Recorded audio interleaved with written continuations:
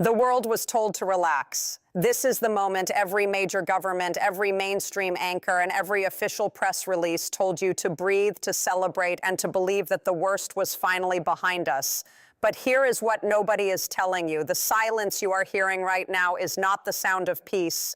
It is the sound of something much larger being assembled just out of sight. And by the time most people realize what is actually happening, it will already be too late to stop it.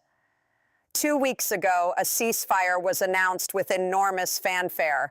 Leaders stood at podiums, flags were displayed, handshakes were photographed and broadcast to billions of people. The headlines read like a fairy tale. Historic agreement. Region steps back from the brink. A new chapter begins. And the world, exhausted from months of watching missiles and body counts and burning cities, wanted to believe it. People needed to believe it. And that need, that desperate human hunger for relief, is exactly what is being exploited right now. Because here is the truth that nobody in the mainstream is willing to say clearly. In the 14 days since that ceasefire was announced, more weapons have moved across more borders than in any equivalent 2-week period in the last 3 years. More backroom meetings have taken place between military commanders who publicly shook hands than at any point during the active fighting. And the financial markets, which do not lie and cannot be spun, have already begun pricing in what the politicians are not yet ready to admit. Defense stocks in 4 separate countries rose a combined 31% in the 11 days following the ceasefire announcement.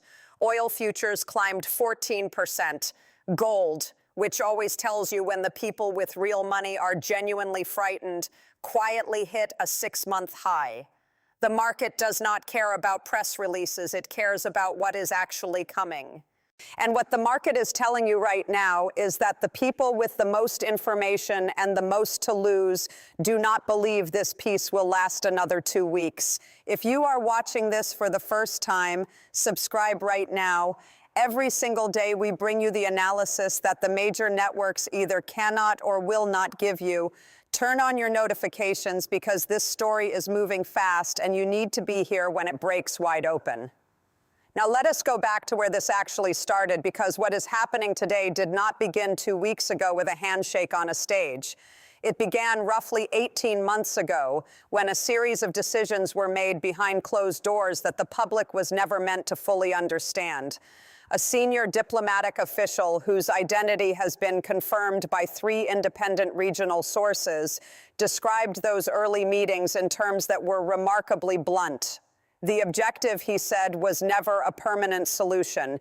The objective was a managed pause, something that would last long enough to allow certain parties to reposition, to resupply, and to restructure their alliances before the next phase began.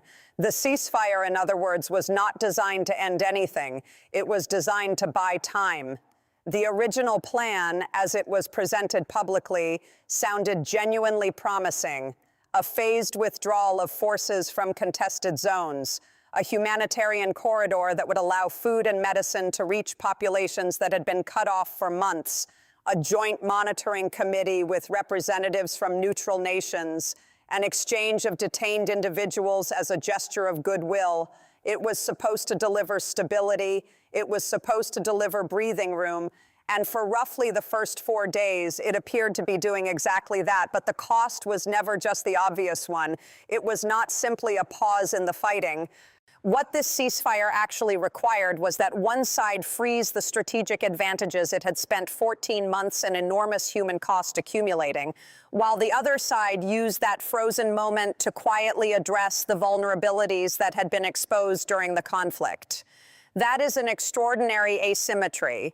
And when you understand that asymmetry, you begin to understand why certain parties agreed to this deal very quickly and why others agreed with a slowness that, in retrospect, looks a great deal like reluctance.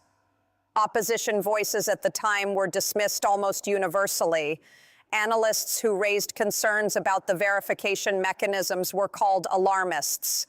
Military officials who pointed out that the monitoring committee had no real enforcement power were accused of wanting the war to continue. The governments that pushed hardest for the agreement shut down the conversation before it could reach the inconvenient questions. And the gamble they made, the assumption at the center of everything, was that the other side wanted peace as badly as the public did. They assumed that exhaustion was mutual. They assumed wrong.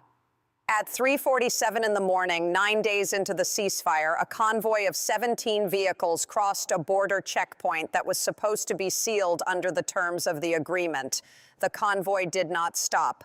The checkpoint personnel, operating under rules of engagement that had been quietly revised 4 days earlier in a memo that has since been leaked to 2 regional outlets, were instructed not to escalate. The convoy passed. Its cargo has not been officially identified. But sources with direct knowledge of the crossing have described the contents as precision guidance components, the kind that turn unguided rockets into targeted weapons, the kind that change the entire calculus of what the next conflict looks like. For a long moment after the convoy disappeared into the darkness, there was silence at that checkpoint. Then one of the personnel reportedly said to nobody in particular that they had just watched the ceasefire die. Nobody disagreed. While that convoy was crossing in the early hours of the morning, something else was also happening that received almost no coverage. In a city several hundred kilometers away, a series of coordinated meetings took place across a single 12-hour period involving financial intermediaries, logistics specialists, and at least 2 representatives of a government that had publicly congratulated all parties on the peace agreement just 72 hours earlier. The purpose of those meetings, according to documents reviewed by sources in the regional financial sector, was the establishment of new payment channels that could operate outside the existing sanctions architecture. While the cameras were pointed at handshakes and flag ceremonies, the infrastructure for the next phase of the conflict was being quietly assembled.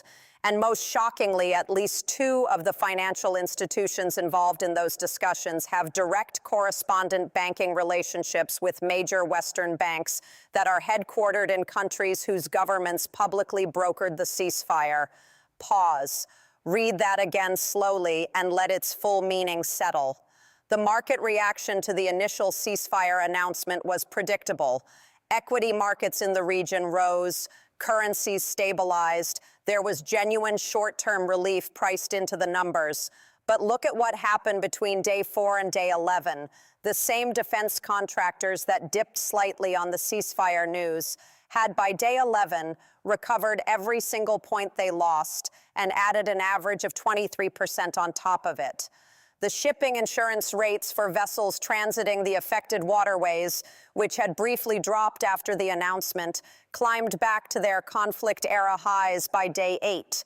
Commodity traders who specialize in this region were, according to 3 separate trading desk sources, quietly and consistently positioning for disruption rather than continuity. You can spin the political narrative. You cannot spin the derivatives market. The derivatives market is telling you that the people who make their living being right about what comes next do not believe the peace is real. Now let us talk about what is actually happening in the conversations that are not being held in public, because this is where the picture becomes genuinely alarming. According to leaks from a regional outlet that has consistently broken accurate stories throughout this conflict, an emergency communication took place between senior military planners from 2 of the key parties roughly 6 days into the ceasefire. The participants were not the diplomats who signed the agreement. They were the people who actually control the hardware. The topic was not implementation of the ceasefire terms. The topic was what the other side was doing in violation of those terms and whether the violations had crossed the threshold that would justify a response. The conversation, as described by a source present for part of it, was not the conversation of people who believe they are living through a period of peace. It was the conversation of people calculating how long they needed to wait before acting. We have also learned from sources inside the monitoring committee itself that the verification mechanisms written into the agreement have, in practice, proven completely unworkable. The joint inspection teams that were supposed to have access to disputed sites have been denied entry on 11 separate occasions in 14 days. The neutral nations whose representatives were supposed to provide oversight have, in at least 3 documented cases, been given falsified documentation. The committee has filed formal complaints. Those complaints have been acknowledged, logged, and ignored. One member of the monitoring committee, speaking on condition that their country not be identified, described the situation with a directness that was striking. They said that they had been invited to observe a performance, not a process, that the ceasefire on paper and the ceasefire on the ground were 2 entirely different things, and that the gap between them was growing every day. It was a cold and calculated decision by the parties with the most to gain from a temporary pause. They looked at the military losses they had absorbed over 14 months and recognized that they needed time to reconstitute. They looked at the international pressure that was building against further escalation and recognized that a public peace gesture would relieve that pressure more effectively than any military argument. They looked at the domestic populations on their own side that were showing genuine signs of war fatigue and recognized that a ceasefire announcement would buy them political space. They calculated every dimension of this correctly, and the calculation led them to the same conclusion from multiple directions: agree to the ceasefire publicly, use the ceasefire privately, and be ready. Why are the major powers allowing this to happen? Follow the money, and the answer becomes uncomfortably clear. The military and industrial infrastructure that has been feeding this conflict generates an estimated $4.7 billion in direct economic activity per quarter across the countries most deeply involved in supporting the various parties. A genuine, durable, monitored peace would require dismantling significant portions of that economic activity. It would require redeploying political capital that powerful institutional interests have invested in the current dynamic. Several senior figures in the governments most publicly committed to the peace process have direct personal financial connections to the industries that profit most from continued instability. This is not conspiracy. This is documented in public financial disclosures, lobbying records, and corporate board memberships. The people with the most power to enforce a real peace are the people with the most personal financial incentive not to. This shifts power in ways that are not immediately obvious, but are enormously significant. The parties that used the ceasefire most effectively to reposition now hold strategic advantages they did not hold 2 weeks ago. The parties that genuinely believed the peace would hold and moderated their behavior accordingly have given up real ground in exchange for nothing. The international bodies that were supposed to provide enforcement have been demonstrated to be without credible power. And the major external sponsors of the various parties have quietly communicated through back channels that sources in 2 regional capitals have described in detail that they will not allow the situation to return to the pre-ceasefire status quo, regardless of what the ceasefire agreement actually says. When the most powerful external actors in a conflict tell you that they will not accept a return to the previous state, what they are telling you is that they have already decided what the next state looks like. What historians will eventually call this period, and we are confident they will call it something pointed, is the weaponization of the peace process itself. This is not a ceasefire that failed because the parties could not agree.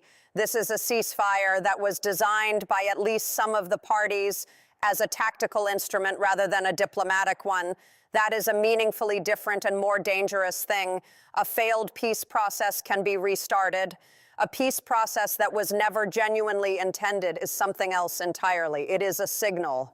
It tells you that the parties involved have already made a judgment that negotiation will not deliver what they need, and that they are only using the language of negotiation to manage optics while pursuing other means. The legal ramifications of this interpretation are significant. At least 2 international legal organizations have begun preliminary inquiries into whether the ceasefire agreement was entered into in good faith by all parties. The claims under consideration include the deliberate provision of false documentation to monitoring bodies, the continued movement of restricted materials across sealed borders, and the use of the ceasefire period to conduct activities that would constitute violations of the underlying agreements that the ceasefire was supposed to uphold. This is not the expected kind of challenge from a historical adversary. These inquiries are being driven in part by parties who were among the most vocal public supporters of the agreement. When your own allies begin asking whether you lied to them, that is a signal of a fracture that cannot be quietly repaired. Here is the domino sequence that the evidence is pointing toward with uncomfortable clarity. If the violations continue at the current documented rate, the monitoring committee will be forced to make a public declaration of failure within the next 10 to 15 days. If the committee makes that declaration, the parties that have been absorbing the violations in silence will lose the domestic political ability to continue doing so. If those parties respond to the violations with force, the parties that conducted the violations will characterize the response as aggression against a peace process and use that characterization to justify an escalation they were already planning. If that escalation occurs, we are looking not at a return to the conflict of the past 14 months, but at something qualitatively larger, because both sides will have used the ceasefire period to acquire capabilities and establish alliances that did not exist when the last phase of fighting began. The region as a whole is closer to a full-spectrum conflict than at any point in the past decade, and the ceasefire, which was supposed to be the mechanism that prevented that outcome, has instead served as the preparation period for it. Foreign governments that were not primary parties to this conflict are watching with a quality of attention that goes well beyond diplomatic interest. At least 3 governments with significant regional strategic interests have repositioned naval and air assets in the past 11 days. None of those repositioning decisions have been publicly announced. All of them have been confirmed by independent tracking sources. A government that is genuinely confident that a ceasefire will hold does not quietly reposition its military assets during the ceasefire period. A government that is positioning for what comes after the ceasefire does exactly that. And those governments are currently calculating what they are willing to contribute, what they expect to receive in return, and how quickly they need to be ready. A situation in which multiple external powers are simultaneously calculating their entry points is a situation that has a well-documented historical tendency to move very quickly from managed to catastrophic. Where is the diplomatic infrastructure that should be managing this? Where are the sustained back-channel conversations between the parties with the most leverage? Silence. The international frameworks that were built over decades precisely for moments like this one are either absent from this process or present in a form that has been rendered functionally meaningless by the gap between their formal authority and their actual enforcement capacity. There is no serious, sustained, internationally supported diplomatic initiative currently operating with the mandate and the resources to address what is actually happening on the ground. The parties that could demand one are choosing not to. They are calculating their positions. They are watching the clock. They are making the same mistake that powerful actors have made in every comparable historical moment, which is to assume that their superior position gives them the luxury of waiting to see how things develop before committing to a course of action. That luxury is almost never as large as it appears. Reports from sources close to the key decision makers on the most militarily capable side describe a leadership group that is not experiencing the ceasefire as a relief. They describe a group that is tense, that is meeting more frequently than at any point during the active fighting, that is cycling through intelligence reports at a rate that suggests something specific is being anticipated rather than generally monitored. The language being used in those internal discussions, according to a source who has had access to readouts of several recent sessions, is not the language of people who believe they are managing a transition to stability. It is the language of people who believe they are managing a countdown. So here is where we actually are.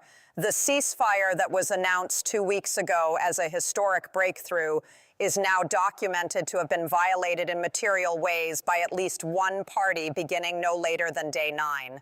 The verification and enforcement mechanisms built into the agreement have been demonstrated to be non-functional. The financial markets are pricing in disruption rather than continuity. Multiple external powers are repositioning military assets. Internal decision-making processes on the key sides have shifted from post-conflict management to pre-conflict preparation. And the diplomatic infrastructure that should be responding to all of this is absent. You can manage a narrative, you can manage a press conference, you cannot manage the physical reality of weapons moving across sealed borders in the early hours of the morning. You cannot manage the mathematics of defense stocks rising 31% during a supposed peace period. You cannot manage what the monitoring committee knows and has documented and will eventually be forced to say publicly. Reality does not respect the timeline that was announced from the podium 2 weeks ago. Reality operates on its own schedule, and reality is currently running well ahead of the official story. As we move into the next 2 weeks, which may be the most consequential 2-week period this region has experienced in a generation, watch for 3 specific things. First, watch for the monitoring committee's next formal report, which is scheduled but which the most informed sources suggest will either be delayed under political pressure or will contain language that is considerably more alarming than anything we have heard publicly. Second, watch the naval movements in the surrounding waterways, because the repositioning that has already taken place is preliminary in nature, and what follows preliminary repositioning in every comparable historical case is the main deployment. Third, watch the domestic political situation in the countries most directly involved, because the populations in those countries are still largely operating under the belief that the ceasefire is real, and the moment that belief breaks, the pressure on political leadership to act will become immediate and overwhelming. The ceasefire is not peace. The ceasefire is the space between 2 chapters of the same story, and the second chapter is being written right now in convoys that cross sealed borders before dawn and in emergency meetings that are not on any official schedule and in financial markets that are quietly telling you what the official statements are not. 2 weeks of peace or the start of a bigger war.